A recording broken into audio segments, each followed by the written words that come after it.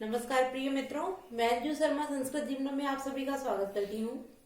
मित्रों, जैसा कि शाम को 8 बजे आप सभी को संस्कृत व्याकरण की कक्षा देखने को मिल रही है, तो हमारे कुछ मित्रों ने मुझे फोन करके बोला है कि एलटी की, जैसे कि हम सभी ने सुना है कि एलटी की भर्तियां बहुत जल्दी आपको देखने के लिए मिल सकती हैं। हो सकता है कि 2 या 4 दिन में आपको एलटी की जो नोटिफिकेशन है वो देखने के लिए मिले।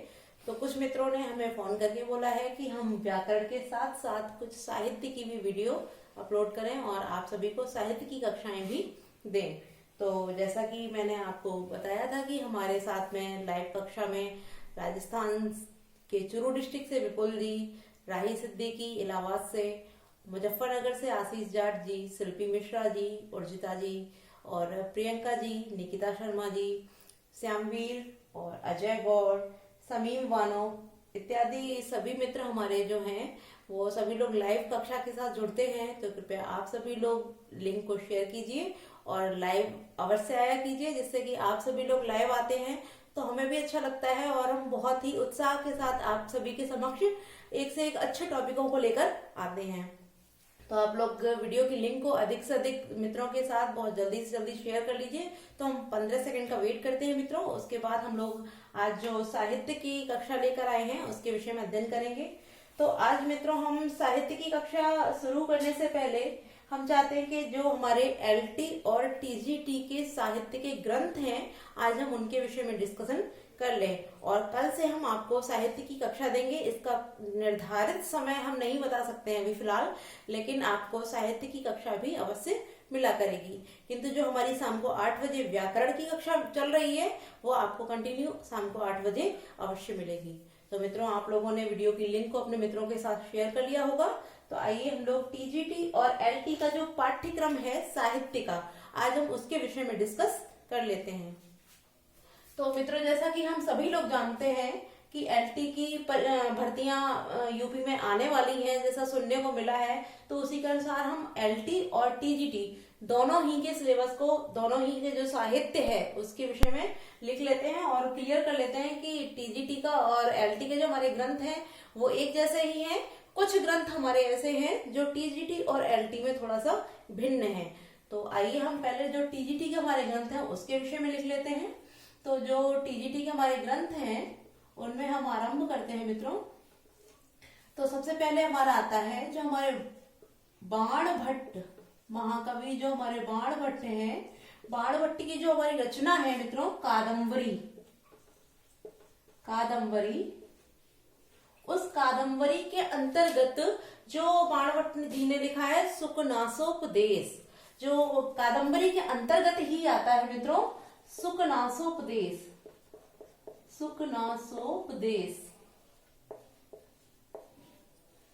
ठीक है। टीजीटी में जो हमारा पहला ग्रंथ हो जाता है मित्रों वो बाण भट्ट कृत कादम्बरी के अंतर्गत आने वाला जो सुकनासोपदेश है, केवल उस सुकनासोपदेश मात्र का ही हमें अध्ययन करना है। और जो हमारा दूसरा ग्रंथ है वो है हमारा मित्रों भारवी, जो हमारे महाकवि भारवी हुए हैं, भारवी कृत, जो जैसे कि आप सभी लोग जानते हैं कि जो भारवी की रचना है वो एक ही रचना है जो कि किरातार्जुनीयम है।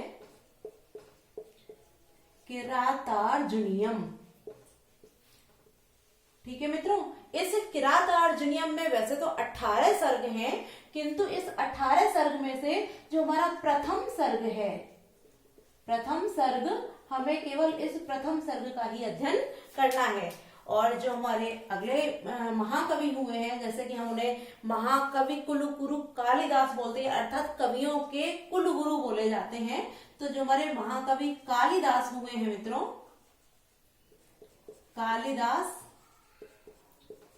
कालिदास के 2 ग्रंथ हैं जिनको टीजीटी और एलटी दोनों में सम्मिलित किया गया है। तो मित्रों, जो कालिदास की पहली जो ग्रंथ है वो है मित्रों विश्व विख्यात, अर्थात पूरे संपूर्ण विश्व में विख्यात प्रसिद्ध अभिज्ञान शाकुंतलम। जो महाकवि कालिदास का नाटक है अभिज्ञान शाकुंतलम, जो हमारे संपूर्ण विश्व में प्रसिद्ध है, उसके अंतर्गत जो चतुर्थ अंक आता है, वैसे तो अभिज्ञान शाकुंतलम में 7 अंक हैं, किंतु जो चतुर्थ अंक है उस चतुर्थ अंक को हमारे पाठ्यक्रम के अंतर्गत रखा गया है।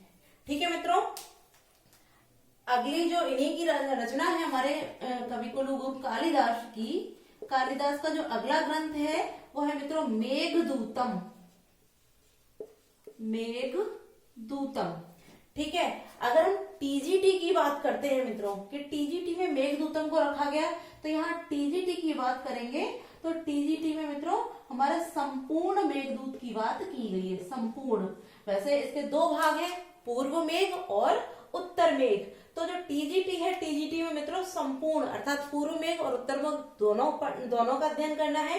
किंतु यदि हम एलटी की बात करते हैं, एलटी, तो यहाँ हमें केवल पूर्व मेघ का ही अध्ययन करना है। एलटी के अंतर्गत हमें केवल पूर्व मेघ का अध्ययन करना है और टीजीटी में हमें संपूर्ण मेघदूतम का अध्ययन करना है। ठीक है मित्रों, जो अगली रचना है हमारी वो है हमारे भवभूति। महाकवि भवभूति जो हुए हैं उनका करुण रस पर आधारित जो ग्रंथ है हमारा उत्तर रामचरितम। उत्तर रामचरितम ये भी मित्रों एक नाटक है, रूपक ग्रंथ है और इसमें भी 7 अंक हैं, किंतु जो 7 अंकों में जो तृतीय अंक है वो हमारे पाठ्यक्रम के अंतर्गत रखा गया है। तो जो तृतीय अंक है मित्रों, तृतीय अंक हम लोगों को इसका अध्ययन करना है। ठीक है मित्रों, अगला जो हमारा है वो है अंबिका दत्त व्यास द्वारा, अंबिका दत्त व्यास। अंबिका दत्त व्यास जो हमारे आज के समय में अर्थात जिन्हें आधुनिक वाण बोला गया है, इनके द्वारा जो लिखा हुआ ऐतिहासिक उपन्यास है शिवराज विजयम। शिवराज विजयम, ठीक है मित्रों। और इस शिवराज विजयम में 3 विराम 12 निश्वास है। तो उसमें जो प्रथम निश्वास है हमारा, प्रथम निश्वास, इसका अध्ययन हम लोगों को करना है, प्रथम निश्वास। ठीक है मित्रों, अब हमारा जो इसमें अंतिम ग्रंथ रह गया, जैसे कि हमारे 6 ग्रंथ हो गए हैं और टीजीटी में हमारे 7 ग्रंथों को सम्मिलित किया गया है। तो जो हमारा अंतिम ग्रंथ इसमें रह गया है वो है हमारे महाकवि भर्तृहरि। भर्तृहरि द्वारा रचित जो नीति शतकम है, नीति शतकम, इस ग्रंथ को मित्रों रखा गया है। जैसा कि आप सभी लोग जानते हैं, जो हमारे भर्तृहरि हैं, महाकवि भर्तृहरि हुए हैं, वो हमारे जो राजा थे विक्रमादित्य, उनके बड़े भाई माने जाते हैं। तो उनके द्वारा जो 3 शतक की रचना की गई है, जिसमें नीति शतक, श्रृंगार शतक और वैराग्य शतक, उनमें से जो हमारा नीति शतक महत्वपूर्ण ग्रंथ है उसको रखा गया है और इसको संपूर्ण रखा गया, अर्थात इसके संपूर्ण ग्रंथ का वर्ण अध्ययन हम लोगों को करना है। ठीक है मित्रों, तो जो टीजीटी है इसमें बाणभट्ट के द्वारा जो कादंबरी की रचना की गई है उसके अंतर्गत जो सुकनासोपदेश आता है उस सुकनासोपदेश का अध्ययन करना है। भारवी की जो किरातार्जुनीयम है जिसमें 18 सर्ग हैं, उन 18 में से हमें केवल प्रथम सर्ग का अध्ययन करना है। कालिदास के द्वारा जो नाटक रूपक लिखा गया है, वैसे तो कालिदास के 3 रूपक हैं और कुल 7 रचनाएं हैं, जिसमें 2 महाकाव्य, 2 गीति काव्य या खंड काव्य और 3 नाटक हैं। तो उन 3 नाटकों में से जो विश्व विख्यात नाटक है हमारा अभिज्ञान शाकुंतलम, उसके चतुर्थ अंक के विषय में अध्ययन करना है।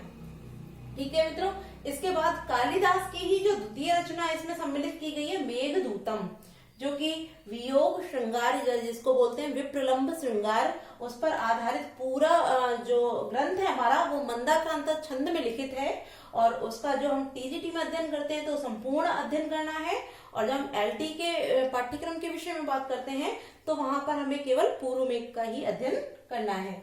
ठीक है मित्रों, अगला जो है हमारा वो है महाकवि भवभूति द्वारा रचित उत्तरामचरितम। इन्होंने भी 3 रूपक लिखे हैं। उन 3 रूपकों में से जो सर्वश्रेष्ठ रचना रही है मित्रों वो हमारी उत्तरामचरितम है। और उत्तरामचरितम में जो तृतीय अंक है जिसे हम छायांक के नाम से जानते हैं, इसका अध्ययन हम लोगों को करना है। साथ ही साथ जो हमारी अगली रचना है वो है अंबिकादत्त व्यास द्वारा रचित शिवराज विजयम। ये एक ऐतिहासिक उपन्यास है।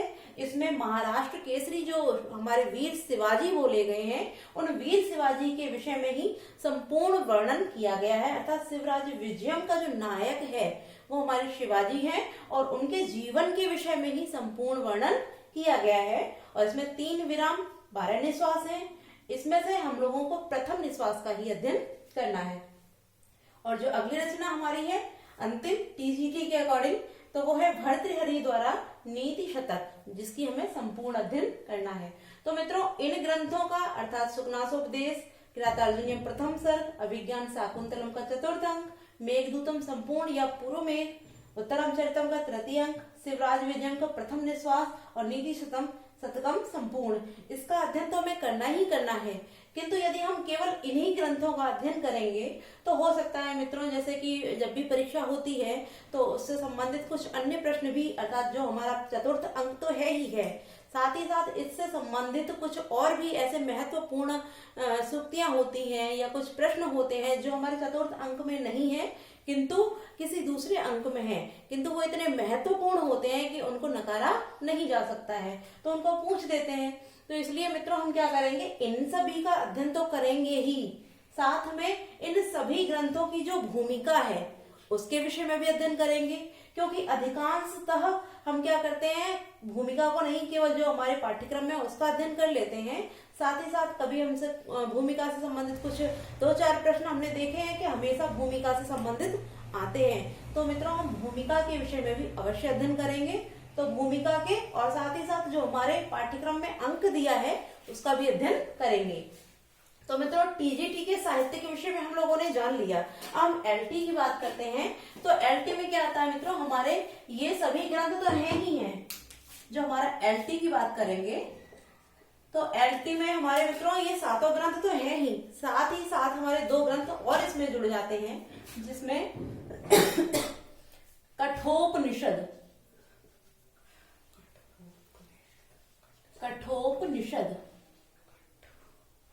ठीक है मित्रों, जो हमारा कठोपनिषद है इसका भी अध्ययन हम लोगों को करना है। और कठोपनिषद में हमें जिसका अध्ययन करना है वो है मित्रों हमारा प्रथम वल्ली। ठीक है, वैसे मित्रों हम कठोपनिषद के विषय में कुछ थोड़ा सा बता दें आपको कि जो हमारा कठोपनिषद है उसमें 2 अध्याय हैं और 6 वल्लियां हैं। ठीक है, अब 2 अध्याय जो है उसमें प्रत्येक अध्याय अर्थात प्रथम अध्याय में 3 वल्ली और द्वितीय अध्याय में 3 वल्ली। तो इस प्रकार से हमारे पूरे कठोपनिषद में 2 अध्याय और 6 वल्ली हैं और दोनों ही अध्यायों में 3-3 वल्लियां दी गई हैं। किंतु हमें जो अध्ययन करना है मित्रों वो प्रथम वल्ली का ही अध्ययन करना है। और जो हमारा द्वितीय ग्रंथ भी इसमें जो सम्मिलित है वो है हमारा मित्रों गीता।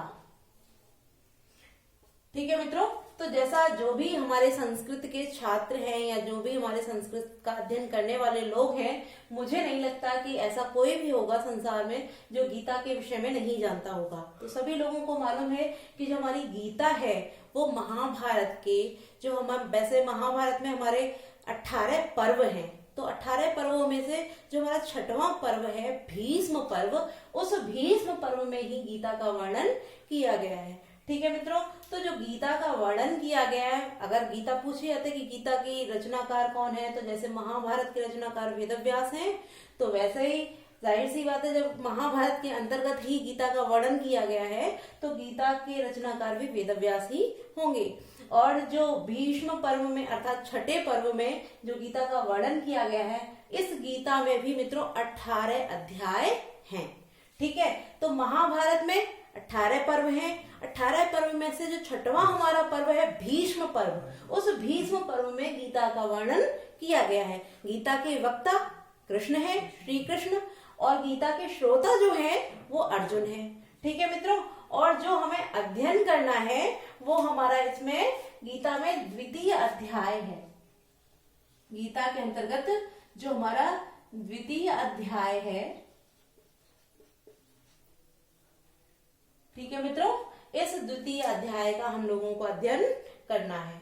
ठीक है मित्रों, और इसमें 72 श्लोक हैं, और जहां तक मुझे ध्यान है मित्रों, थोड़ा सा कंफ्यूज हो रही हूँ यहाँ पर कि जो प्रथम अध्याय हमारा वो अर्जुन विषाद योग है और दूसरा सांख्य योग है। तो दूसरा जो अध्याय हमारा वो सांख्य योग ही है और उसके विषय में हम लोगों को अध्ययन करना है। किंतु जब हम अध्ययन करेंगे तो इसके 18 के 18 अध्यायों के विषय में हम आप सभी को बताएंगे, क्योंकि जैसे हमने अभी इन ग्रंथों के विषय में भी वर्णन किया था तो उसी प्रकार इनके विषय में बता दें कि हमें ये अध्याय तो पढ़ने ही हैं, किंतु इससे संबंधित जो भूमिका है और भूमिका में जो महत्वपूर्ण प्रश्न दिए हैं, जो हमारे संपूर्ण ग्रंथ के विषय में कुछ महत्वपूर्ण बातें हम लोगों को बताते हैं। जैसे चाहे कवियों से संबंधित प्रश्न हो, चाहे कुछ प्रमुख सूक्तियां हो, या फिर कुछ ऐसे प्रश्न जो हमारे संपूर्ण ग्रंथ के विषय में वर्णन कर रहे हैं, महत्वपूर्ण वर्णन करते हैं, तो उनका अध्ययन भी हम लोगों को करना है। जिससे कि मित्रों क्या होगा कि यदि हम भूमिका को पढ़े रहेंगे और उससे संबंधित महत्वपूर्ण प्रश्नों का अध्ययन किए रहेंगे तो हमारे जो प्रश्न पत्र जो हमें देखने को मिलेगा, उस प्रश्न पत्र में कोई भी प्रश्न हमारे परीक्षा में ऐसा नहीं होगा जो हम लोगों ने पढ़ा नहीं होगा।